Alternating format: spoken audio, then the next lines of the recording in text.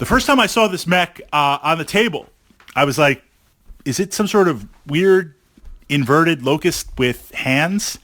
We're looking at the Hussar, a very unique and interesting light mech, primarily designed as a recon type mech, but based on its two really big extremes.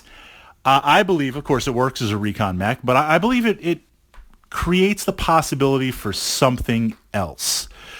So you have a light mech, extreme speed, very fast on there. Armor, next to nothing, but hey, it's a light mech. And it mounts an ER large laser. Now, it's only one, so right away we don't have redundancy. And this is important in Battletech, having redundancy. Two or three of the same weapon or damage brackets and range at the same way, because you've got to hit your target.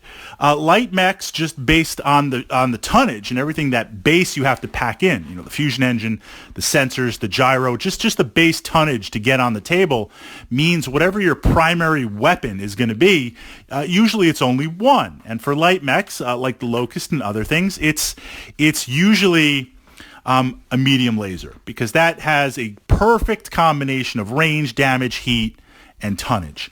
Occasionally you see stuff like the Panther, or you'll see stuff that Panther or Puma?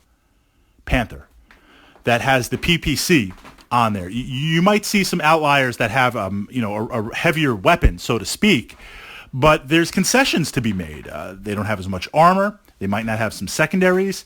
They might be a little bit slower. So here we have a large laser, ER, so it's pushing out the extended on there, and it's still fast as anything on there. And it has hands.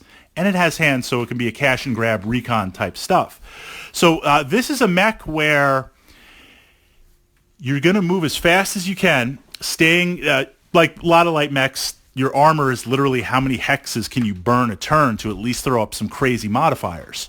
And the challenge, that's just a given. That's like light mech survival 101. I'm running like crazy. I'm moving like crazy. So at least, you've got +3, +4, +5, depending on the tonnage. Before we look into whether you walk or ran or terrain, I'm going to try and stack some terrain, some cover, but not always possible on there. The other duality that protects you now is this idea of range. So if I stay far away from you, where I'm shooting at whatever my primary weapon range is long, in theory yours is long also, so when you shoot back, you're stacking those modifiers on, but they also work against me when I shoot the modifiers.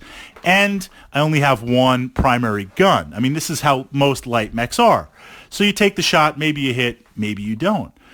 The ER large laser means it's pushing it out there. You can be one range bracket. You can be at a medium range bracket, but your opponent is at a long.